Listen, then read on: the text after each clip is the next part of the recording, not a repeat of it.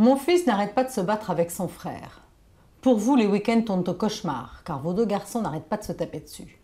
Vous avez beau crier et tempêter que non, on n'est pas des sauvages et qu'il est interdit de se frapper, rien n'y fait. Toute cette agressivité vous déprime, vous fatigue et fait voler en éclats tous vos rêves d'harmonie familiale. Autant le savoir, les frères et sœurs ont toujours des sentiments ambivalents. Ils s'aiment et se détestent à la fois. Quand il s'agit de deux enfants du même sexe, les relations sont souvent un peu plus tendues, car ils mettent très vite entre eux un système de comparaison qui est à l'origine de bien des disputes. Il faut donc mettre au placard votre mythe de l'harmonie et admettre que deux garçons de 7 et 9 ans, ça se bagarre.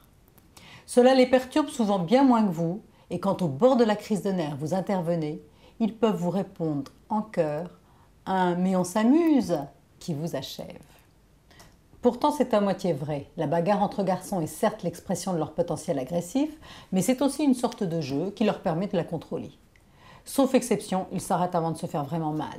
En se bagarrant, ils mesurent leurs forces et celles de l'autre, ils cherchent à trouver les limites.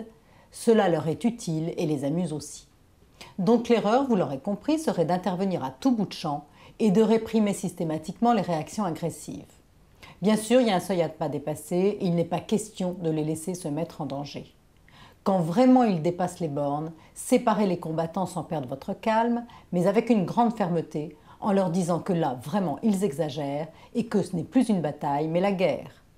Ne cherchez pas à savoir qui a tort ou qui a raison, vous risqueriez de vous tromper et en prenant parti, vous mettez plutôt de l'huile sur le feu.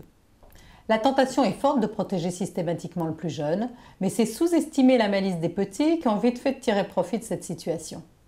Enfin, il ne faut pas oublier que c'est quand ils sont calmes, mais si, ça arrive de temps en temps, que vos messages de paix ont le plus de chances d'être entendus.